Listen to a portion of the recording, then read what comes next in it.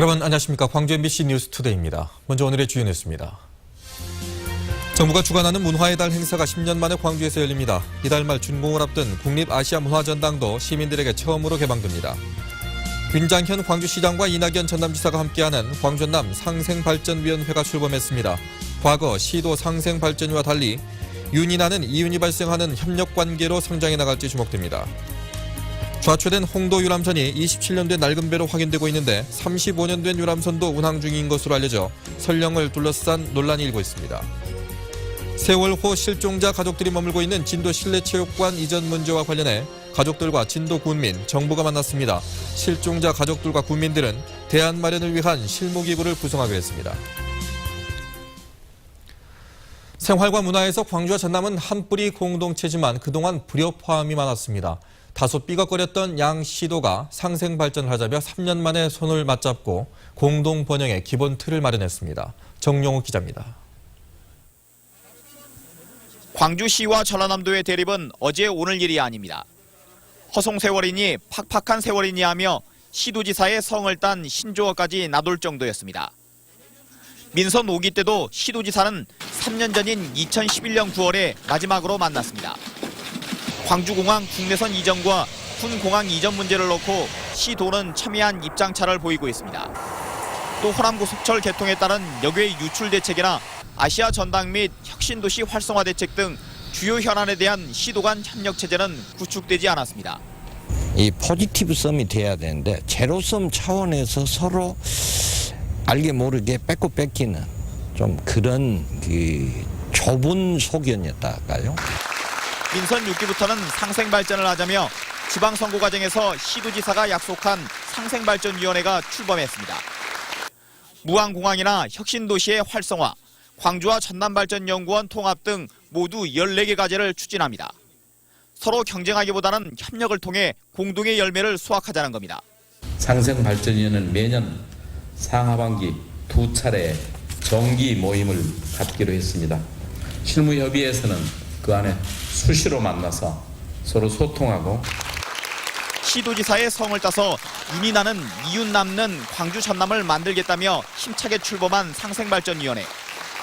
시도의회 의장이 광주와 전남발전연구원의 통합 문제를 의회와 사전 협의 없이 추진해 절차적 민주주의를 무시했다며 출범식에 참석하지 않는 등 첫날부터 진통이 빚어졌습니다.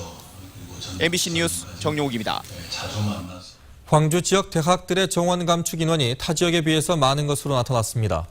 교육부가 제출한 국정감사 자료에 따르면 대학 한 곳당 내년 신입생 정원 감축 인원은 광주가 평균 93.4명으로 전북과 부산에 이어서 세 번째로 많았습니다. 또 전국적으로 내년 신입생 정원이 올해보다 8,200여 명 줄었고 이 가운데 96%는 지방대에서 감축한 것으로 나타났습니다. 광주 전남 지역 노인들의 체력이 최하위권으로 나타났습니다. 국민체육진흥공단이 국회에 제출한 지난해 국민체력 실태조사에 따르면 광주 전남 지역 여성 노인은 6분 걷기와 윗몸 일으키기, 앉았다 일어서기 등 모두 평가 지표에서 최하위를 기록했습니다. 또 남성 노인의 체력 지표도 전국 9개 권역 가운데 6번째로 조사됐습니다. 새누리당 김회선 의원은 소득 수준이 낮고 체육시설 접근성이 떨어진 지역일수록 체력 지표가 낮게 나타났다며 제도적인 보완책을 주문했습니다. 그제 30일 좌초된 홍도 유람선은 만들어진 지 27년 된 낡은 배였습니다. 35년 된 유람선도 운항 중인 것으로 알려져서 설령을 둘러싼 논란이 일고 있습니다. 다도의 관광업계는 예약 취소가 잇따르는 등 직격탄을 맞고 있습니다. 문현철 기자가 보도합니다. 암초에 부딪힌 유람선 뱃머리가 심하게 흔들리고 승객들은 구조되는 순간까지 불안에 떨어야 했습니다. 우는 사람도 있고 막 아유 그냥 저는 이러다 죽는구나 생각했어요. 이게 죽는 거구나. 자초된 박항소는 건조한 지 27년 된 것으로 확인되면서 유람선 설령 문제가 떠올랐습니다. 목포와 신안에서 운항하는 유람선은 12척으로 이 가운데는 35년이나 된 낡고 오래된 배도 있습니다. 유람선은 여객선과는 달리 설령 제한이 없어서 선체 노후화가 심각한 수준입니다. 그리고 현재 유람선의 그 설령 제한이 법적으로 없습니다. 그것을 계속 사용 가능한 것을 25년으로 좀 묶어서 제한해서 좀 하겠다는 것이고요. 개천절 황금 연휴를 앞둔 다도해 섬 관광업계는 이번 사고로 큰 타격을 입고 있습니다. 홍도 항로는 예약 취소가 벌써 30%나 되고 그 여파가 언제까지 이어질지 걱정입니다. 3, 4, 5가 피크잖아요. 거의 찼는데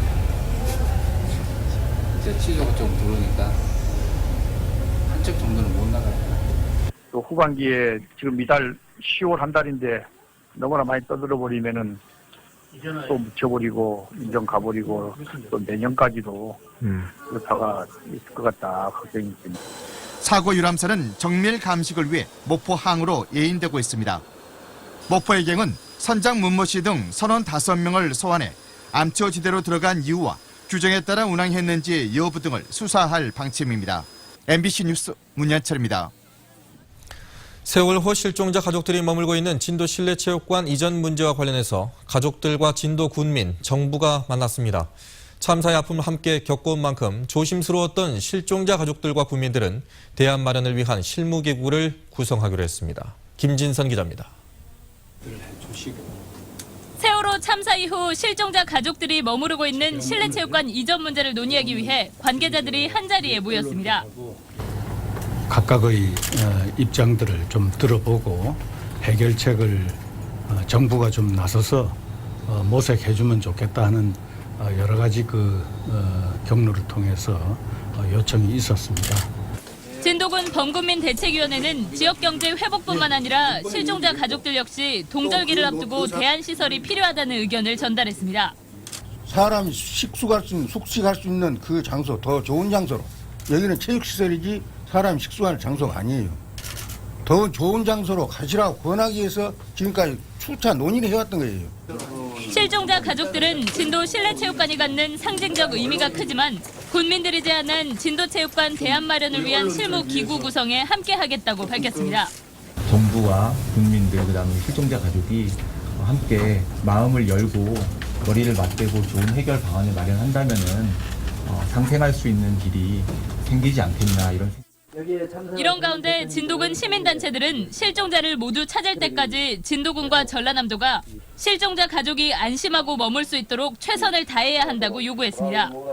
범정부 사고대책본부는 3자가 참여하는 실무협의체를 구성해 실종자 가족이 진도에 머무를 수 있는 장소와 시기, 지원 범위 등의 대책을 마련하겠다는 계획입니다. MBC 뉴스 김진선입니다. 세월호 선원들의 살인 의도가 언제 발생했느냐는 쟁점과 관련해 검찰은 선원들의 퇴선 시점이라고 특정지었습니다.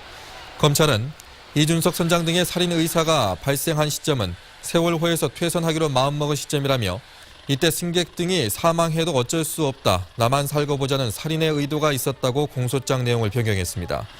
그러면서 선원들이 진도 VTS로부터 승객들을 탈출시키라는 교신을 받아 승객 등이 사망에 이를 수 있다는 사전적 인식이 있었다고 덧붙였습니다. 전남 곡성에서 조류 인플루엔자가 발생해 방역당국이 역학조사에 들어갔습니다. 곡성군에 따르면 지난달 25일 조류 인플루엔자 의심 신고가 접수된 석곡면 모 닭집에 대한 역학조사 결과 조류 인플루엔자 양성 반응이 나타났습니다. 곡성군은 해당 닭집에 대한 영업장 폐쇄 조치를 취하고 닭 200여 마리를 매몰 처분하는 한편 공급처에 대한 역학조사를 실시하고 있습니다.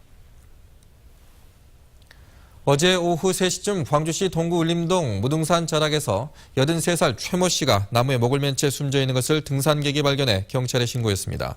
경찰은 평소 몸이 불편했던 최 씨가 20여일 전 아내가 병원에 입원하자 밥을 제대로 먹지 못했으며 우울증 증세를 보여왔다는 가족의 진술을 토대로 정확한 경위를 조사하고 있습니다.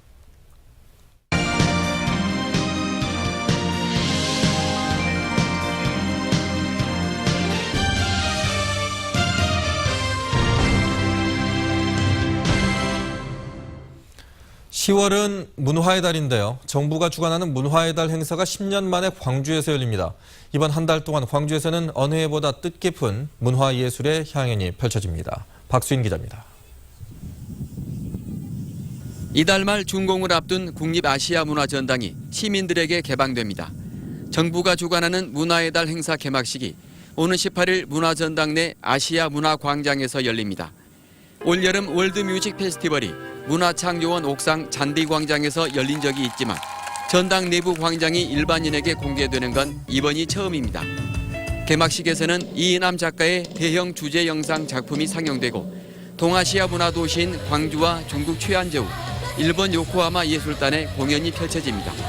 또 행사 기간인 17일부터 19일까지 금남로와 대인시장, 동명동 골목길 등 도심 곳곳에서도 페스티벌이 펼쳐집니다. 국립아시아 전당에서 거기에서 행사를 벌림으로써 이 국립아시아 전당을 국내외에 홍보할 수 있는 좋은 계기가 되리라고 생각합니다. 일주일 앞으로 다가온 충장축제도 문화전당 5.18 광장을 주 무대로 펼쳐집니다. 대한민국 최우수 축제로 성장한 충장축제는 거리 퍼레이드와 추억의 테마거리를 중심으로 광주의 역사와 문화를 보여주고 7080 세대의 향수를 불러일으키는 다양한 즐길거리와 볼거리로 꾸며집니다. 올해 3회째를 맞는 광주 세계 아리랑 축전도 3일부터 4일까지 광주공원 일대에서 열립니다.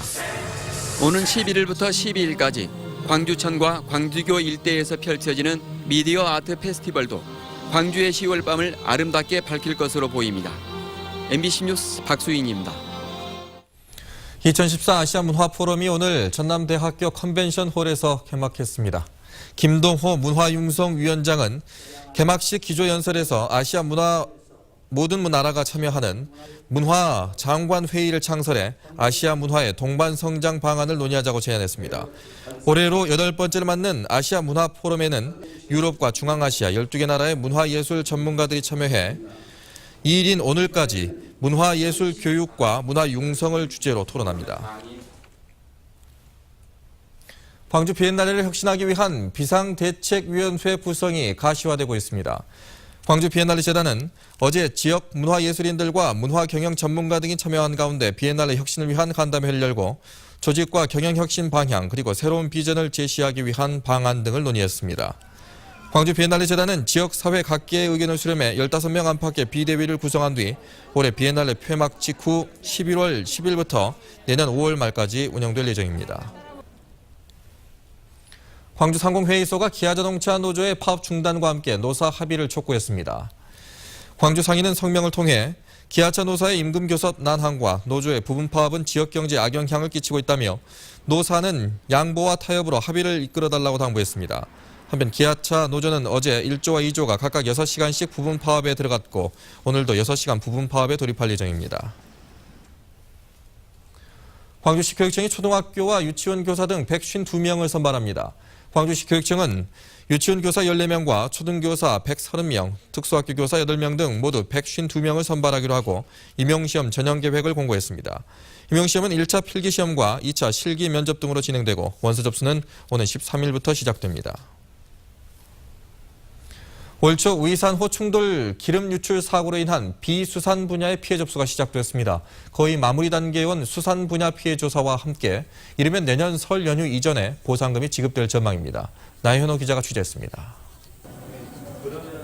여수 기름 유출 사고와 관련해 비수산 분야 피해 접수가 시작됐습니다. 홍보가 덜 된 탓인지 접수 장소는 아직 한산합니다. 여수시가 지난달까지 사전에 받은 요식업종 피해 건수는 모두 132건. 피해 금액은 7억여 원입니다. 경남 남해군에서도 현재까지 100여 건이 접수된 것으로 알려졌습니다. 앞서 시작됐던 수산 분야의 피해 조사는 거의 마무리 단계입니다. 모두 5,800여 건의 어업 피해가 접수돼 보험사에 제출됐습니다. 수산과 비수산 분야 피해가 모두 집계되면 이를 바탕으로 실사와 감정평가를 거쳐 이르면 내년 1월 보상금이 지급됩니다. 단정할 수 없지만은 어민들의 협조하고 또 현장 실사가 빨리 이루어지면 보상금 지급 일자도 앞당겨질 것이고 또 이의신청이나 또 이런 것이 반복되다 보면 또 상당한 기일이 늦춰질 수도 있을 걸로. 사고 회사인 GS칼텍스도 9억 5천만 원을 들여 용역조사를 실시하고 있습니다. 내년 10월 말까지 자연환경부문 등 모두 12개의 항목에 걸쳐 기름 유출 사고와 관련한 광양만권의 해양오염 실태를 조사하게 됩니다. 여수시는 이 조사 결과를 토대로 퇴적물 수거 등 수습이 안 된 부분의 복구를 사고 회사에 요구할 계획입니다. MBC 뉴스 나연호입니다. 남양유업의 감산 계획으로 무기한 집회를 예고했던 낙농가들이 협상이 타결돼 집회를 철회했습니다. 낙농유유협회 전라남도 지회는 남양유업과의 협상 끝에 납품 원유를 기존 양만큼 그대로 공급하기로 합의했다고 밝혔습니다. 남양유업은 우유 재고 증가로 낙농진흥회를 통해 납품받는 전남 지역 원유 생산분 70톤가량을 감축하기로 하면서 도내 400여 낙농가들의 영농 위기가 우려됐습니다. 남양유업과의 협상 타결로 낙농가들은 남양유업 나주공장에서 벌일 예정이었던 무기한 집회를 철회했습니다. 광주 MBC는 영국의 인기 요리사인 기찌 얼스킨과 함께 한국의 음식 문화를 소개하는 프로그램 기찌 한국을 만나다를 제작합니다. 기찌와 함께 광주를 방문한 영국 제작팀은 일주일 동안 무각사와 송광사 등 광주와 전남을 여행하며 다양한 음식과 문화를 취재할 예정입니다. 광주 MBC와 영국 라이언TV 등이 공동 제작하는 기찌 한국을 만나다는 오는 11월 한국에서 첫 방송된 뒤 영국 배급사를 통해 전 세계에 방송될 예정입니다. 명량대첩축제의 백미인 해상전투 재현 행사가 올해는 사실감과 완성도를 한층 높여 선보입니다. 전남도는 오는 11일 해전 재현에 5톤에서 10톤급 선박 100척과 주민 500여 명이 참여하고 판옥선과 외선에 대한 치장을 역사적인 고증을 통해 최대한 실제 모습에 가깝게 꾸민다고 밝혔습니다. 또 15,000발의 다양한 특수효과 폭약이 사용되는 등 실전을 방불케 하는 전투 장면이 연출됩니다. 한국장애인단체 총연맹이 실시한 장애인 복지평가에서 광주시가 3년 연속 최고 등급인 우수 등급을 받았습니다. 이번 평가에서 광주시는 장애인 의무 고용률과 중증장애인 활동 지원 서비스 급여액 수준 등 장애인 복지 중요 항목에서 골고루 높은 평가를 받았습니다. 한편 광주시는 장애인 복지를 위해 1, 2급 중증장애인 1,000명을 대상으로 복지 서비스 만족도와 사회적 차별 경험 등을 조사합니다.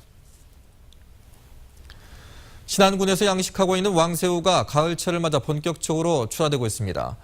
살아있는 활새우는 요즘 1kg에 45마리 정도 크기가 도매 가격 기준으로 18,000원에 출하되고 있습니다.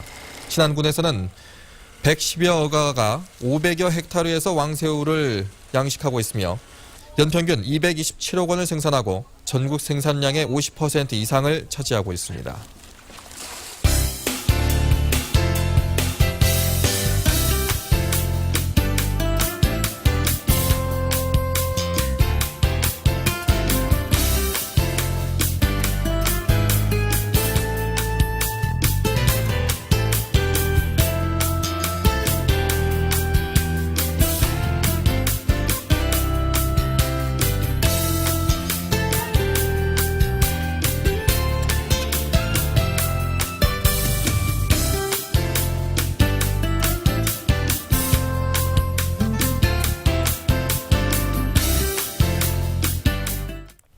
나가실 때는 작은 우산을 챙기시기 바랍니다. 곳곳에 가을비가 조금 내리겠습니다.